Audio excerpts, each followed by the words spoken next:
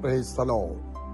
ദൈവത്തിന്റെ അതിപരിശുദ്ധമായ നാമം ഈ പകൽക്കാലം വാഴ്ത്തപ്പെടുമാറാകട്ടെ. നല്ലൊരു ദിനം കൂടെ ദാനമായി തന്നിരിക്കുമ്പോൾ, കഴിഞ്ഞ ദിനങ്ങളിൽ നമ്മളെ നടത്തിയ, നമ്മളെ കരം പിടിച്ച നമ്മുടെ കർത്താവിൽ വീണ്ടും ശരണം പ്രാപിക്കാം. വിശ്വസ്തനായവൻ ഇന്നുവരെയും നമ്മെ നടത്തിയിരിക്കുമ്പോൾ ആ വിശ്വസ്തതയിൽ തന്നെ ഉറച്ചു നിന്നുകൊണ്ട് വേദവചനത്തിൽ ഇങ്ങനെ വായിക്കുന്ന സദൃശ്യവാക്യങ്ങൾ 29:25 വാക്യം, യഹോവയിൽ ആശ്രയിക്കുന്നവനോ രക്ഷ പ്രാപിക്കും. സംഗതിനോയനും മനുഷ്യരിൽ ആശ്രയിക്കുന്നതിനേക്കാൾ യഹോവയിൽ ആശ്രയിക്കാൻ നല്ലത്. ഇന്ന് പകൽക്കാലം രക്ഷിപ്പാൻ ഒരു കരങ്ങൾക്കും കഴിയത്തില്ല. എന്നാൽ കഴിയുന്ന ഒരുവനുണ്ടെങ്കിൽ അതേ നമ്മുടെ ദൈവമായ യഹോവ മാത്രം.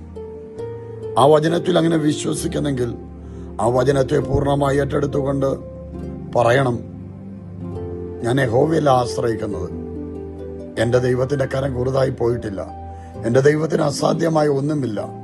വിശ്വാസത്തിന്റെ ആഴമേറിയ വാക്കുകൾ പറഞ്ഞു വിടുമ്പോൾ ജീവിതത്തിൽ അതിലെ ആ വാക്കുകളെ നിവർത്തീകരിക്കത്തക്കവണ്ണം ആശ്രയിച്ചുകൊണ്ട് പറയുന്നെങ്കിൽ ആ വചനം ജീവനുള്ളതായിത്തീരും. പ്രിയമുള്ളവരെ, എന്നെ കേൾക്കുന്ന, എന്റെ ശബ്ദം ശ്രദ്ധിക്കുന്ന മാതാപിതാക്കളെ, സഹോദരി സഹോദരന്മാരെ, ഈ ദൈവം വിശ്വസ്തനാണ്.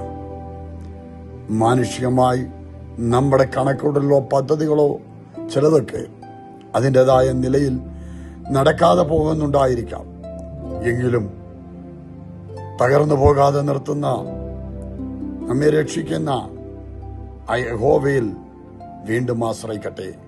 ആ യഹോവയുടെ കരങ്ങളിൽ നമ്മെ ഫലമേൽപ്പിക്കട്ടെ. നിശ്ചയമായും അവൻ നമ്മെ നടത്തും. ഈ പ്രത്യാശയോടും ധൈര്യത്തോടും ദിനം നമുക്കായിരിക്കാം.